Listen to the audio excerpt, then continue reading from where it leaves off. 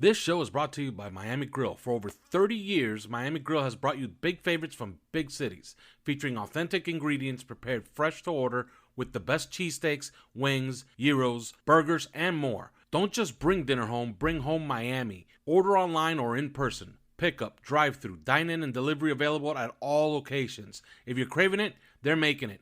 Bringing Miami Grill home has never been easier. With locations all over South Florida, check mymiamigrill.com to find yours. That's mymiamigrill.com to find Miami Grill. While we're in the middle of this booming real estate market of South Florida, you may be looking to purchase a new house or refinance your current one. You can make sure that you have an attorney-owned title company handle your contract and close for the low price of $295. Reach out to our good friend Seltzer Mayberg.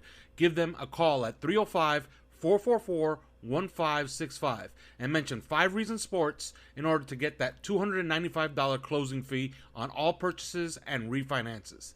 So go ahead and purchase or refinance that house knowing that you'll have an attorney reviewing and handling your closing for $295 when you mention 5 Reasons Sports. You can also visit their website at onecalllegal.com where they'll be able to assist you with any of your legal needs, whether it's a divorce or a car accident or slip and fall. Everything is in-house, and they're ready to help you with whatever you may need an attorney for.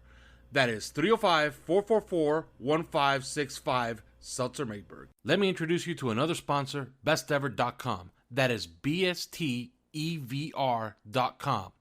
Bestever.com is a fantasy sports simulator that uses real-life data to simulate hypothetical situations.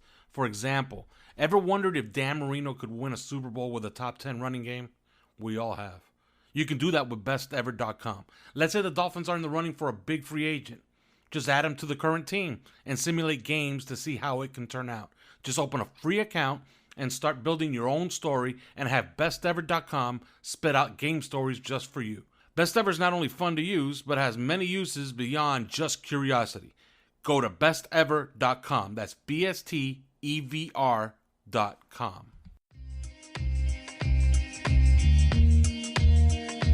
Welcome to 3 Yards Per Carry, a podcast covering the Miami Dolphins and the NFL. Now, here's your hosts, Chris, Alf, and Simon.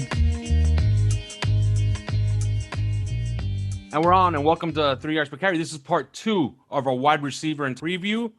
We're going to be taking it up at day 2.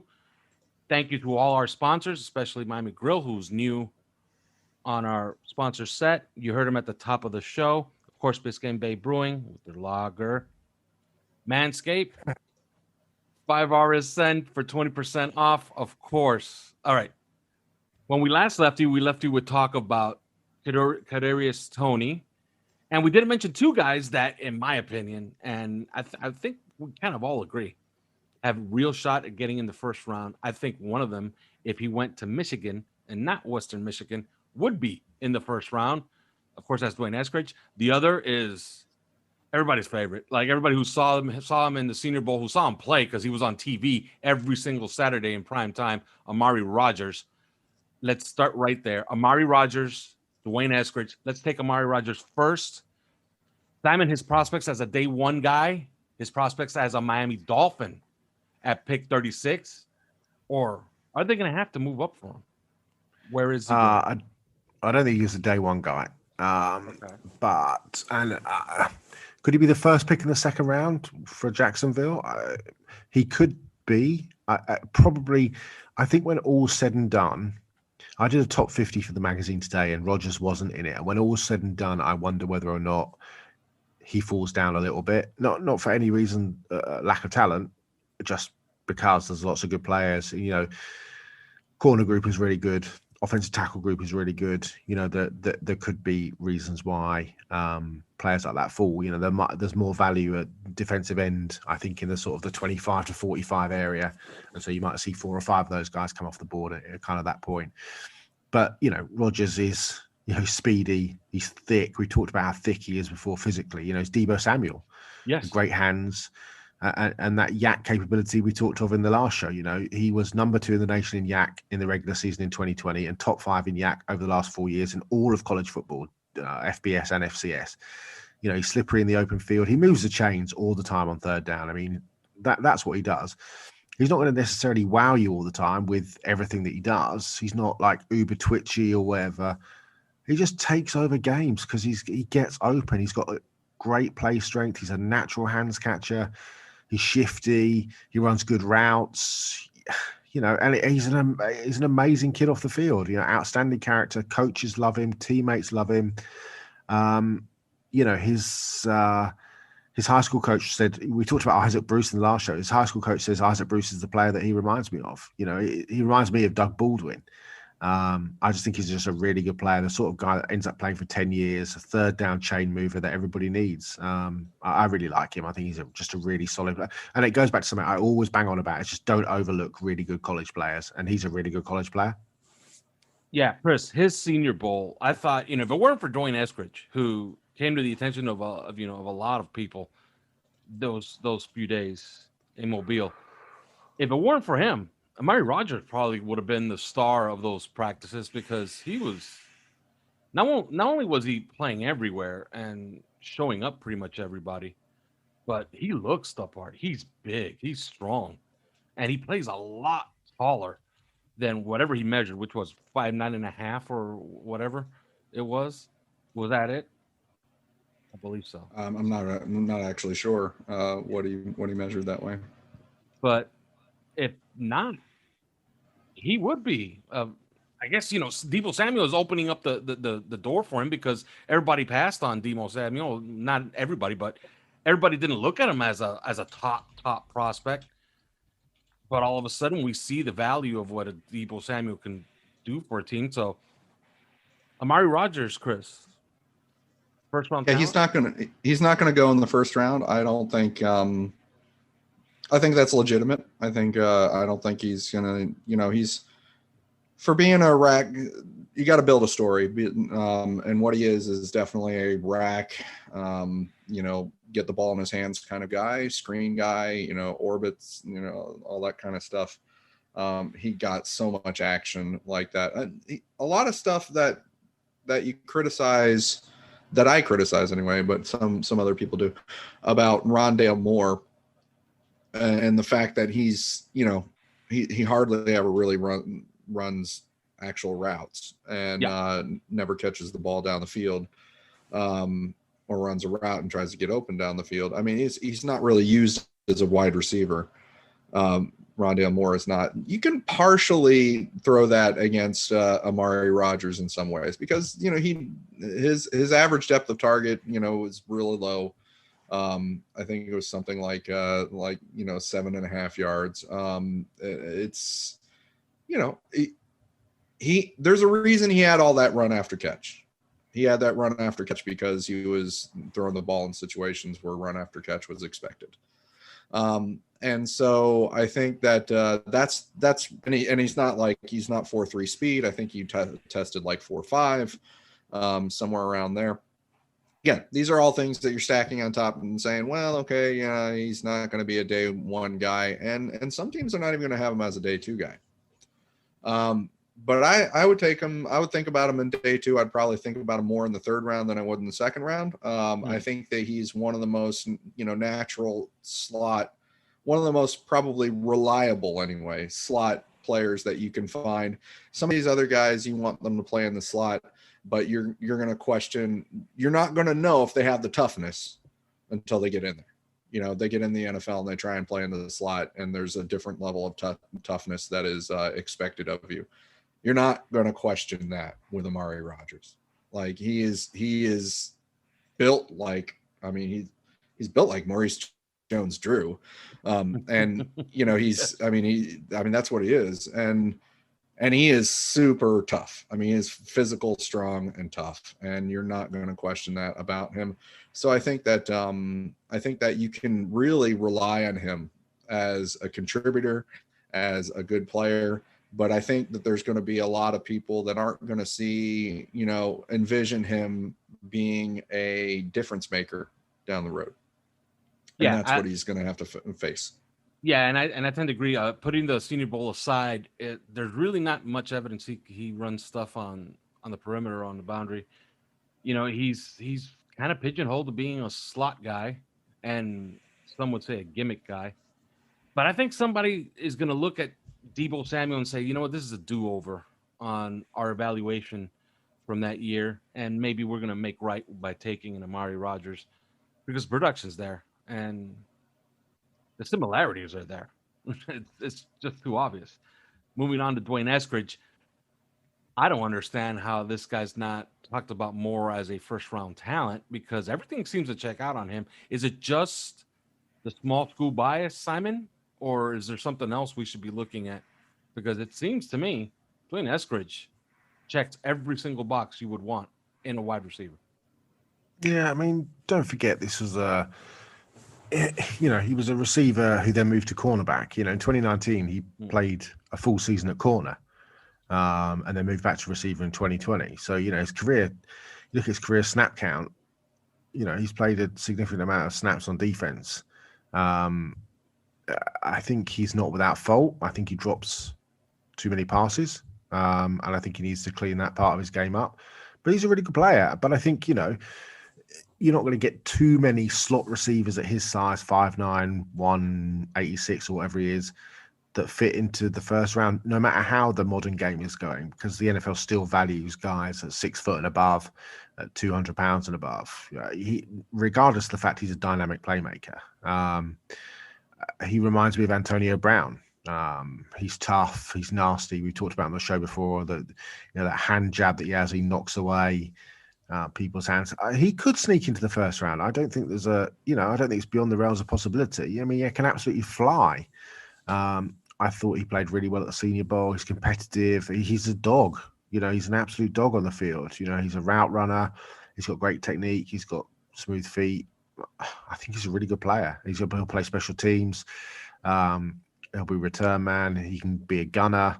I like him a lot. And he's a 3-time state champion sprinter. He won the 200 meters twice and the 100 meters. He's no slouch. If you watch that game against Akron, you can see why. Like, that's just ridiculous.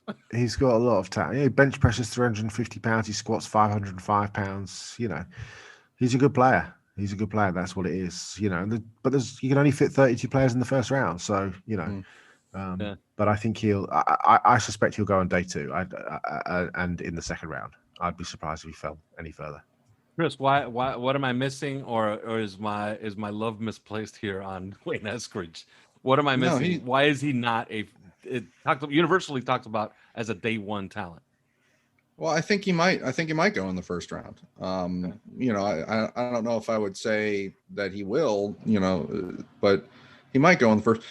The reason he wouldn't go in the first round, the reason that you wouldn't talk about him and that everybody isn't universally talking. I mean, Simon hit on it. You're at Western Michigan. There's a certain level of competition that you're facing there.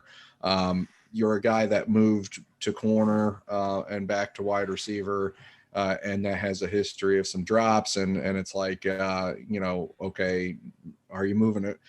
Sometimes the cliche is corners are corners because they couldn't be receivers. And so you start to wonder that about him. Is that it? Is that why? And he does have some drops. He does have some hands issues. But if this sounds weird, but I don't see an issue with the way that he goes after the football. Like, if that makes sense. Like, I don't see an issue in the way that he approaches the catch. And that's going to be important. Another important thing is, and we mentioned the play speed thing. And yeah, he ran pretty fast when he did his pro day. But I think and this is important for Miami because Miami is actually a partner with StatSport, who's one of these GPS teams, and Western Michigan happens to be a partner with them as well. So I know that they probably have some very good GPS data on Dwayne Eskridge, and I also know, just because I watched the tape, that his play speed is really effing good. And so I think that, and that's what I think people got surprised by, especially the corners that tried to face him at the Senior Bowl and couldn't cover him on anything, and Miami was coaching that team, by the way. So I think that they probably have their eyes on Dwayne Eskridge, and perhaps if they didn't get Will Fuller, he'd even be a target. But I don't know if he's going to be a target for Miami. He should go in the first round. He strikes me as one of those guys that, the 49ers trade up for at number 26 overall or something like that, and then he goes in the first round. And that's what I think he is. I think Simon said it all. He's a dog. You see that part of him. There's sort of, it's like you can't put your finger on it sort of thing. He's very competitive. And he's an alpha. He's an alpha. He is an alpha. He's breaking hands, breaking fingers whenever anybody tries to get hands on him, whether it's the run game or in coverage.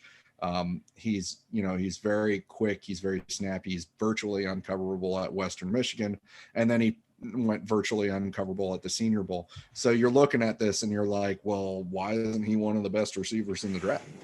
And yes. I think the answer would just be because of the hands issues or some of the drops and the level of competition, and that's probably it. Yeah, and he probably doesn't like to have his picture taken because I have him on 4 draft guides right in front of me. None of them have his picture, which kind of tells you, or that's Western Michigan's athletic department who's not very good at this, maybe, and they can't get the picture out. But yeah, his hands are violent, and if you watch him on film, he just looks faster than everybody else. He looks like, and maybe that's a product of playing at Western Michigan, but everybody else around him looks inferior to him. He looks like he's toying with the competition. If you really want to see, an athlete who is a step above all his peers on the same football field, watch that Akron game, because that Akron game is it's a showcase of him for 60 minutes, just being better than everybody. And not only being better than everybody, he plays with a mean streak. If you watch him, he'll put his head down. He'll run you. He'll try to run you over because, as Simon said, he's not the biggest of guys, but he's one of those solid 190 pounders that you don't want to mess with, a Steve Smith type. You see it sometimes on film. Like, he'll fight you. I absolutely love Dwayne Eskridge. And in my opinion, I don't know about 36, him being BPA, but if I don't have a wide receiver and he's there at 36, I'm probably taking him. All right. Yeah, moving on. He's one of the best, by the way, on press, against the press. Like, that's measurable. That's real. Because there's cornerbacks all over the Mid-American West Conference with like bruises all over the wrist. Because this guy will slap, and let's not kid ourselves. He dominated those Senior Bowl practices. Like, that was something, you know.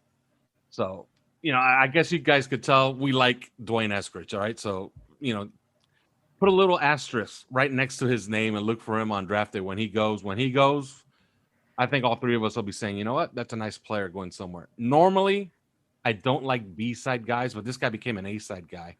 And he's growing on me.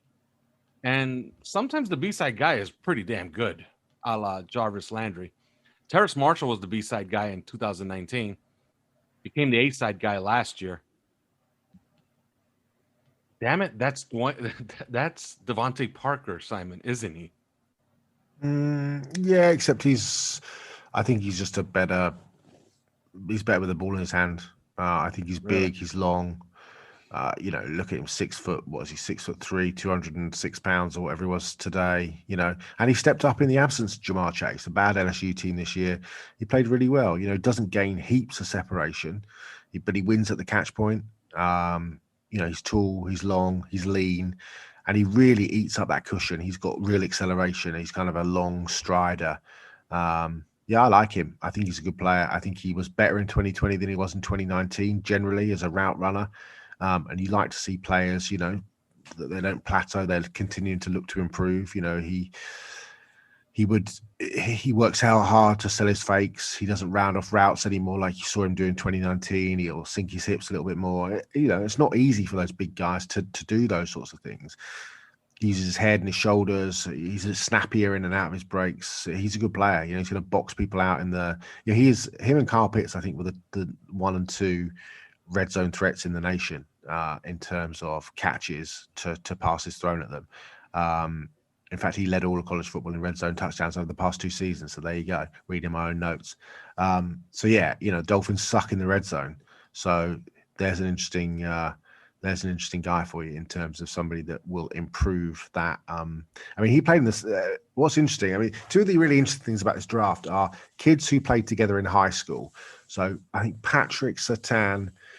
There's 2 corners plus Marco Wilson at Florida who all played in the same high school team. Patrick Surtain's dad was their head coach.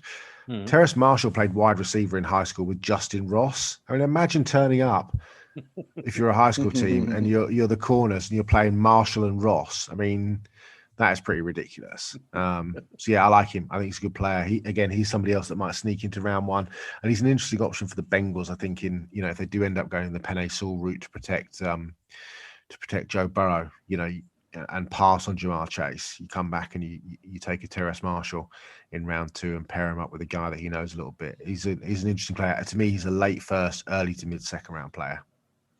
Chris, fit with the Miami Dolphins?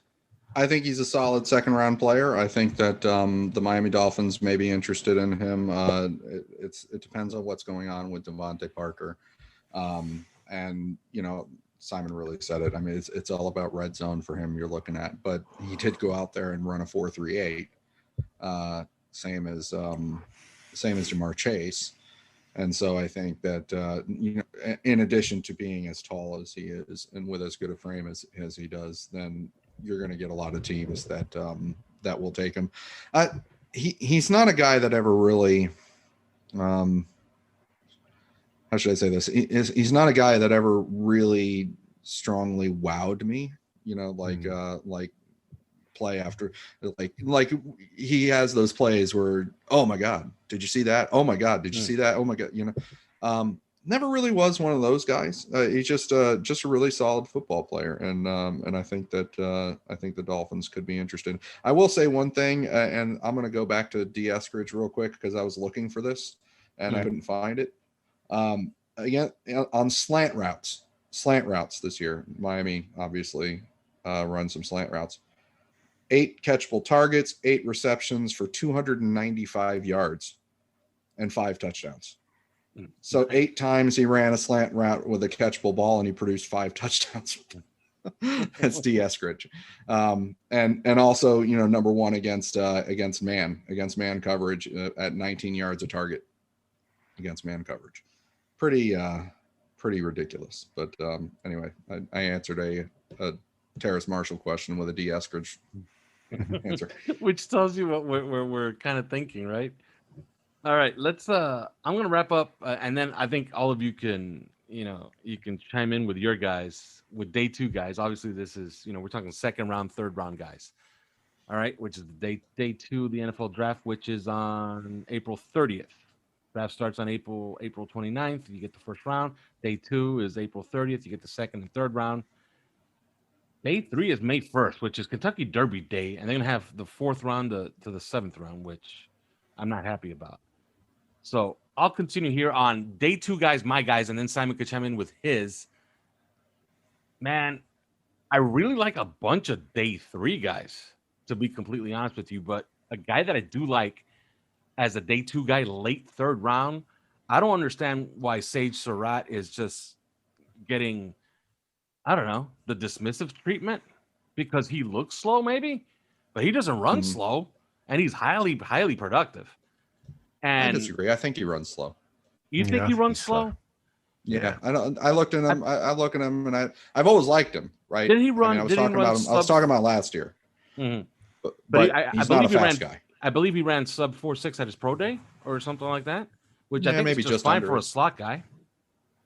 Yeah, he's 6'3", 215 pounds though, and he lacks that explosion to play. He plays to that and then some though. Yeah, he's Joe Juravicious. I said it a couple of weeks ago. Yeah, that's what he is. He's a high that he is. I think he plays even above that size. That's what I was trying to get at. All right, and I got two more guys, and oddly enough, I have a lot of day 3 guys, but 2 more guys I figure in that second, third round. Tylan Wallace, although he has some bad tape namely against the University of Miami, but Tylan Wallace was supposed to be something 2 years ago, meaning he was supposed to be like a top 10 pick. He's tore his ACL though, didn't he? Yes. So he had a really bad ACL tear. He's steadily, moved down boards, but I think there's something there. He's really clean with the catch. One thing I always like to see, I like to see transitions. I like to see guys that are, skillful at actual football moves. Not, you can see guys that run really, really fast or can run past people or even run people over. But the fundamentals, if you're really, really good with it, I take notice. And Tylan Wallace is a guy that has always popped to me. I'm not a big fan of Dammy Brown. I'll let one of you guys talk about him. But another one is Amon-Ra St. Brown, and I guess Simon's going to have an interview with him, so he should know more. And I love him. And I'll give you the guys that I kind of don't like. Not a big fan of Nico Collins. Really? Yeah, not a big fan. He's a bit inconsistent, but I think his upside is huge. Yes. Yeah. Absolutely. Collins. Oh, the upside's huge. I just don't see it. Not yet. And as far as like Shi Smith, I guess Shi Smith is the day 3 guy. I'll talk about him in the next segment. But I guess those are my guys. I guess the guy Did you say you didn't like Dimitri Felton? Dimitri Felton, I like him, but I like him more as a day 3 guy. Right. I think he's going to be a little bit more one-dimensional on the next level. He reminds me of somebody. He's Naeem Hines to me. Hmm. He's a kind of satellite back that can play receiver. His route running is ridiculous. I mean, ridiculous in terms of how he runs routes. I mean, he was killing people at the Senior Bowl as a route runner.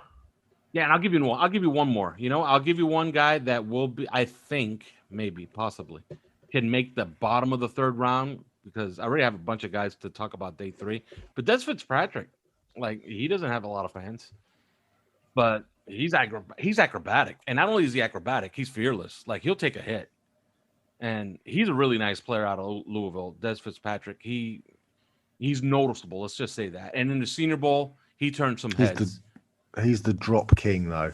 That's what he also showed in the Senior Bowl. He had one of the most ridiculous catches in the Senior Bowl, and then ran an insane route against Trey Brown. Was wide open, and it hit him right in the hands and dropped it. And then, of course, he played in the game and had 3 confirmed drops. So I guess I gave you all the good and all the bad on Des Fitzpatrick. All right, Simon, your day 2 guys. I mean, I love Amon-Ra St. Brown. To me, he's Juju. He's Jarvis Landry. He's hugely competitive. He's not fast. I think he ran a 4.51, but he's got burst, runs sharp routes. He's got great hands. He'll block you all day. He's a bit of a pit bull. He's not going to go deep on you, but he just does all the little things well. He's got a great football IQ, tracks the ball really well. So competitive, like so competitive. And I think in 3 or 4 years' time, you're going to talk about him as one of the better route runners in the NFL. Mr. Universe is his dad. Obviously, his brother's Equanimous St. Brown of the Packers. I mean, Tamorrion Terry will not go in on day 2. But to me, Tamorrion Terry might have the most upside of any receiver in the draft, but he could also end up completely flaming out. And for older listeners, Tamarick Vanover was a receiver who played for the Seminoles in the early 90s, who had a ridiculous amount of talent, was drafted in the 3rd round by the Chiefs. He crashed and burned, but he reminds me so much of Tamarick Vanover. Terry is long. He's got legitimate late 4.3, early 4.4 speed, who dominated on a terrible team. I mean, he led the FBS in catches over 60 yards, catches over 70 yards, and catches over 90 yards. He averages 49 yards per scoring reception.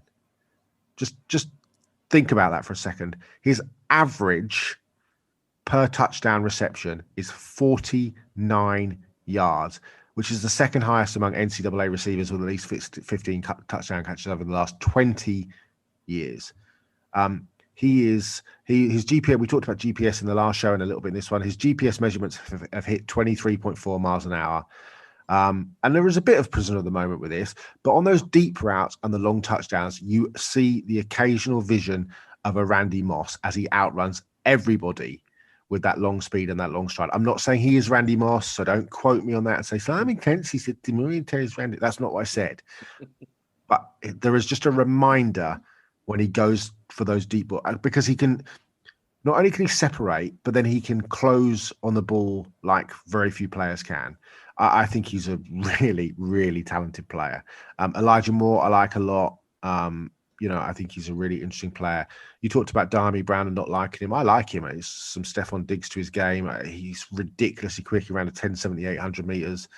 Tylan Wallace, you talked about. I mean, the ACL he suffered in 2019, but then he had a knee injury and a groin injury in 2020. He missed the last game of the season with an undisclosed injury to his lower leg. He went to the Senior Bowl and couldn't practice because of another injury.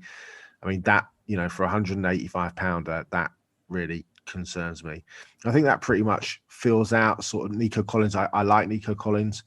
That pretty much fills out kind of the day 2 guys for me. This again, I've got a lot of guys that would fall onto to day 3 who I like quite a lot. So I'll let Chris take the reins if there's any other guys he likes on day 2. Wouldn't be surprised if the Dolphins target Tamorrion Terry. Love him. Being at FSU, again, that's another team that they're going to have very good GPS data on. Yeah. And that's another a player that they're, and as you say, he's the speeds that he has reached on the field that will not have gone unnoticed. His ceiling is so high. It's so high. And don't forget, he was injured for. I mean, he barely produced in 2020 because he played 6 games and then opted out. But he had a knee injury that got progressively worse. He had to have an operation on it. Came back, he didn't feel right, so he opted out and had another operation on it. And yet he still, he was still catching an average of 49 yards per scoring reception across his career. I just think that, he's just so talented. He's got nuance to his routes. The route tree was a little formulaic, but he runs a lot of hitches, a lot of curls, a lot of go routes. I'll tell you what else he runs a lot of slants. Mm-hmm.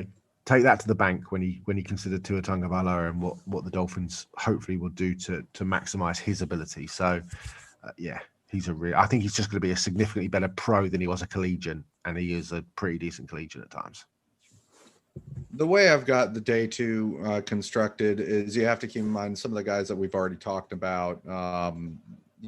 Between Rashad Bateman, Terrace Marshall, Kadarius Toney, and D. Eskridge. And I've got D. Eskridge on top of that. Other people are going to have Rashad Bateman on top of that, legitimately so.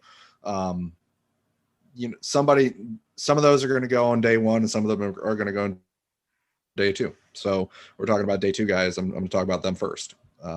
Terrace Marshall, Kadarius Toney, maybe D. Eskridge, maybe he goes in day 2. These are your day 2 guys that you're going to look at with, hungry eyes. So Amari Rogers, again, we talked about him. He's a day 2 guy. I would be looking at him probably more in that 3rd round territory because I think some other positions start to naturally go into the day in the 2nd round area. I have really strong, feelings towards Demetric Felton. And I think that he's an undeveloped version of some of the guys that we're talking about, like D. Eskridge. He has ridiculous speed, he has ridiculous shake, and everybody likes a guy. The NFL loves guys that in their hands, so you can do things with the ball in his hands. Because it can be easy to get the ball in a guy's hands in short yard situations. It's just, what do you do with it afterwards? And so a guy that can go ahead and do that and do things like that. Demetric Felton is one of those guys. Jalen Darden, already mentioned, very good. Tutu Atwell, I'm going to go ahead and speak for him. He had an unfortunate incident at Pro Day where he dropped 30 pounds and 4 inches. And essentially, I think a wizard turned him into a Smurf, and that's not his fault. That's you can't blame him for that. He was 5'8" and 155 pounds. That sucks. He's so small. He makes Jakeem Grant look like Calvin Johnson. He's so at that size, it's going to be really tough. But I also know the NFL really loves him. There are teams that really love him and what he can do. I think that I'm surprised that he measured so poorly, because Bruce Feldman is normally quite reliable, and he had him at 5'9" and I think 190. And that is just grossly inaccurate. But I don't think he was necessarily inaccurate with his strength prowess that he talked about. 5'9", 165. Did he have 160? I read the blurb, and it was a much bigger number. But anyway, he has really good strength prowess. He's a former quarterback. I think he has nice control of the football. He's got nice big hands. He can run with the football in his hands. He's so fast on the football field in terms of his play speed that he smokes guys that are supposed to be fast. That's what I look for. Like, hey, that dude's a fast dude, or at least, he's your speed guy on defense. And he just ran by him like he was standing still. And that's what I think Tutu gives you from the slot. I think that he reacts extraordinarily well to the scrambling quarterback, which he had to deal with, or not deal with, but I mean, that was a big part of Louisville's offense. So you're walking in with, I mean, there's so many guys. You watch a lot of guys, and I accuse Miami receivers of this, not having a goddamn clue what to do as the quarterback is breaking out of contact and creating some extra time, and they're just sitting there. And you appreciate when you see guys that have actual training and instincts about what to do, like have the awareness to react quickly because that's what you have to do. You have to react really quickly to that situation. I think that he has that. So Tutu Atwell, Amari Rogers, Jalen Darden, Austin Watkins. These are your potential day 2 guys.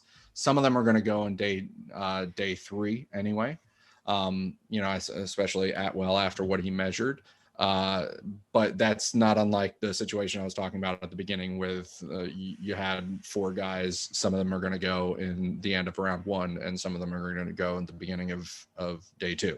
So that's the way I have it stacked.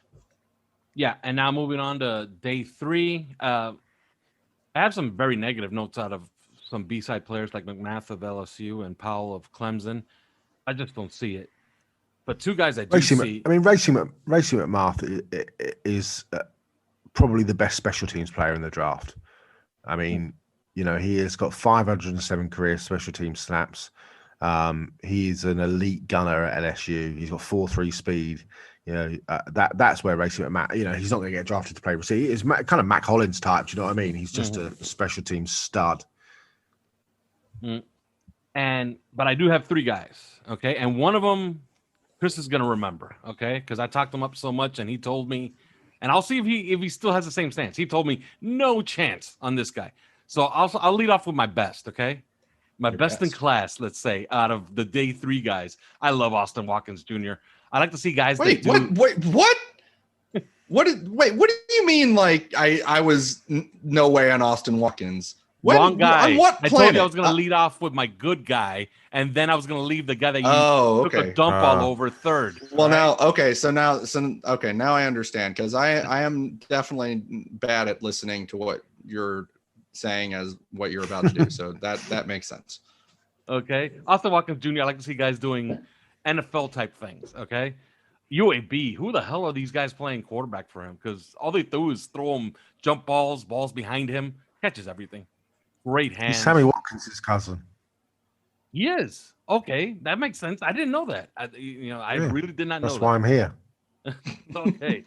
I love him. I absolutely love him. And day 3 starts in round 4. Man, if I don't get itchy and I pull the trigger for Austin Watkins in round 4, how many drops has he had in his career? I would say 0. Chris? Is that right? No, it's not right. It's not going to be high. So what, like 1 or 2? I mean, pick a number. 2. You picked the wrong number. 1. All right. So close. so I guess my guy had my top guy in day 3 has fans on this podcast. I know my 3rd guy, Chris, is gonna take a dump all over him, so I'm gonna leave him. I'm gonna leave him be for now. How about Shi Smith, smooth receiver out of South Carolina, great Senior Bowl, I thought. I don't know what he ran. I know that they had their pro day. Maybe that's gonna destroy his draft status and he becomes a UDFA. But I don't know. He did well. He did well this pro day. He ran fast. If he ran fast, he ran fast. Okay, if he ran fast, then he's right there. Ran 4.43. That is okay. Then he might have moved himself out of day 3. 6.83 3 cone as well. So who knows? Maybe he's late day 2. Somebody's gonna jump up to get him. I love him. Another clean catcher. He great with transitions. I love to see all Chris the Greer was there as well. guys that are really good with the fundamentals. I love. Now this guy is probably going to be a UDFA, and when Chris is done with him, he'll be in the XFL. Cade Johnson. Chris, you remember him? South Dakota State, West Walton. No, I don't, and that says it all. Okay, he catches everything. Slot specialist, been a slot specialist his entire life. Had a pretty damn good Senior Bowl practice. Caught everything. Had wowed all the coaches with how much, how well he was executing what they asked him to do. They never played him outside, which kind of tells you everything you need to know. But he has that look. He has that look of a guy who's going to be productive in the NFL, doing one thing and one thing only, running short routes in the short zone out of the slot. Cade Johnson. You ripped him apart in the Senior Bowl because you said that every year one of those guys shows up and you never hear from them again. Yeah, it's Well, this year the guy that showed up was Cade Johnson.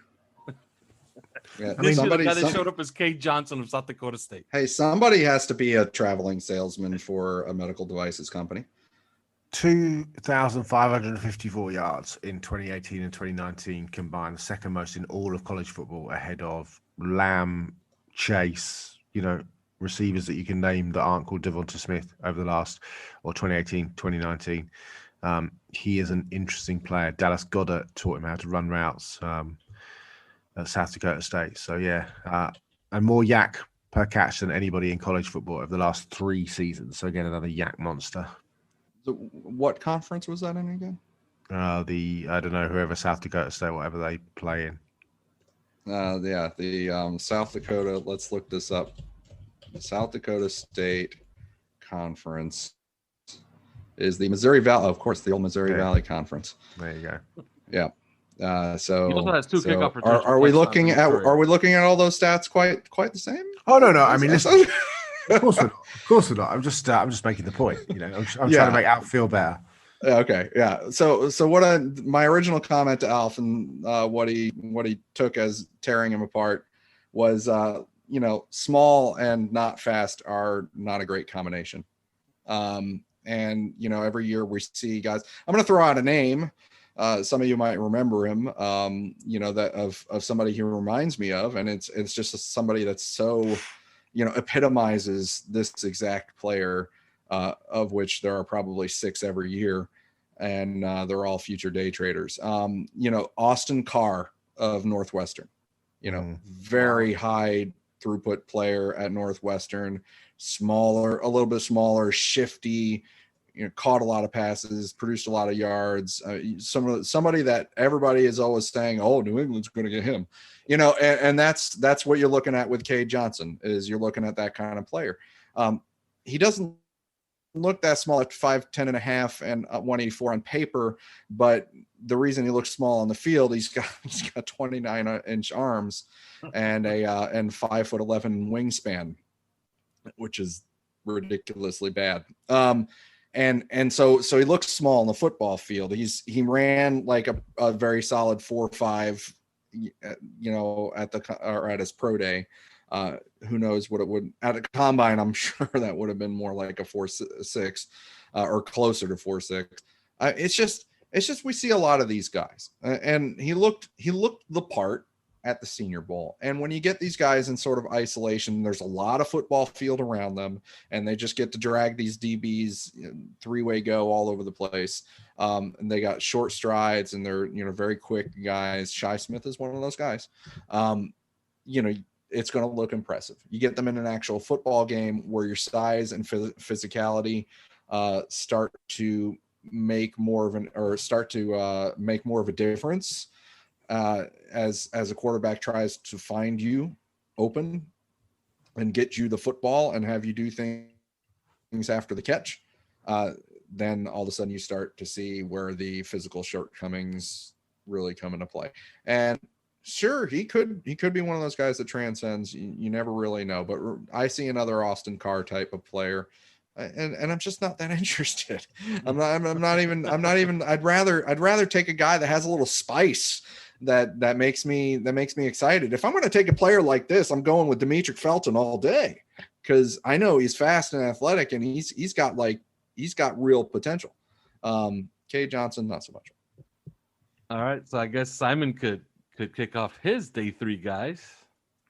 Yeah, there's 3 guys I really like. 2 are bigger guys, actually. I mean, the first is Tyler Vaughns of USC, who I really like. He's a bit inconsistent, but this is day 3 guys that we're essentially talking about. Vaughns is a big guy, like I said. He's 6'2", 190, but he's smooth. He's a 4-year starter. He's got an NFL skill set. He's just inconsistent. He gets in and out of his breaks. That productivity hasn't always matched his talent, but he's got a high ceiling if he can put it all together. The second guy is Jamon Osborne, who played at Texas A&M, opted out of 2020.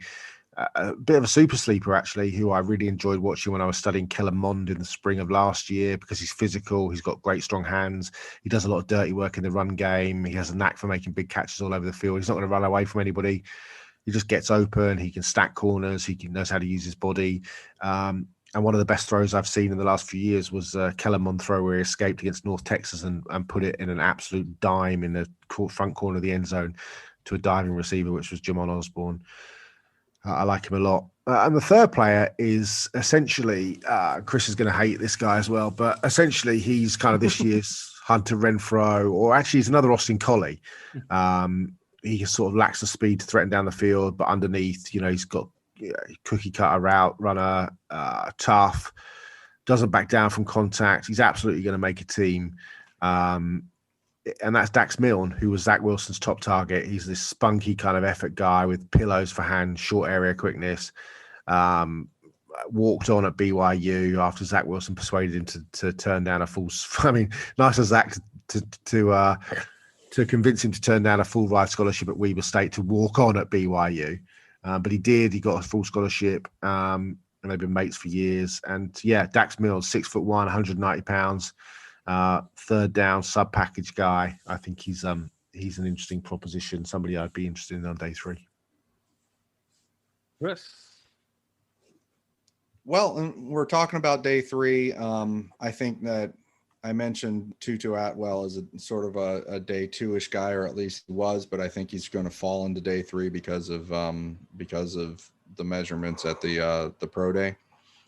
So he would be one of those guys. I'll bring up Josh Immator. Matabebe. Okay, thank you. No worries. I'll have Simon translate for me in the future too, with some of these other guys. I like him. He kind of came to everybody's attention because he had that vertical of like 47 inches where it looked like he was just floating in the sky. And he does have a 47-inch vertical, which is ridiculous. But he's when I really dug into him, he's 6'2", 215 pounds. He is built. He is strong. He's a run after catch guy. And when you get him out in the route, he's explosive. And there aren't that many guys that when you look at on tape, you look at them and you're like, okay, I don't really care what body type the NFL puts on him, what at corner, what among the body types that exist at corner in the NFL, or even what the talent level is. He can beat them. Like he can. I don't know if he will, but the way he moves, the strength that he has, and the explosiveness that he has the ability to beat them. So I would look for him on day 3. I think he's kind of a roll the dice kind of player. He has got some serious injury issues though. He does, yeah. And I mean, but this is why you're day 3. This is why 3. You're rolling the dice, right? You're rolling the dice with Tamori Terry, right? Yeah, 100%. I mean, Matabebe missed 5 games in 2017 for a season-ending injury. He never saw the field once in 2018 because he broke his ankle. He missed the last 3 games of 2019 with an injury. He missed 2 games in 2020 with an injury. So, yeah, there's quite a lot to like. Above the rim kind of guy, serious athletic traits, but that's a concern. The other ones that I would look at, we mentioned Saeed Surratt. I don't really think he's going to get into day 2. I think he's a day 3 guy.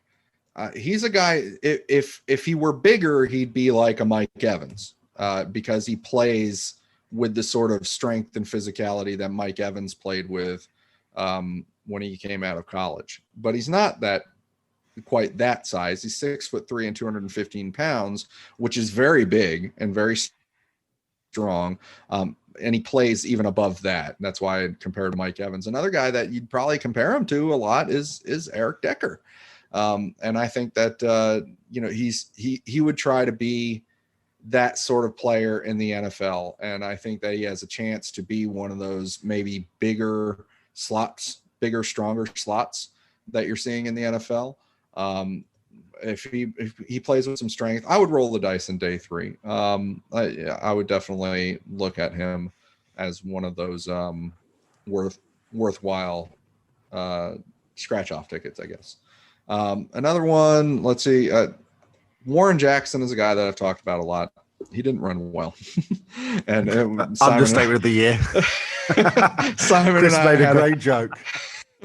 Simon had a nice back and forth where he replied to an old text message that I had, which was like, we didn't really need to be talking about Warren Jackson as wide receiver Warren Jackson as a potential, high potential guy. And then he noted his speed. It was just 4.7 or something like that, 4.69. So I replied, I was like, we really needed to talk about tight end Warren Jackson as a potential high value guy in day 3.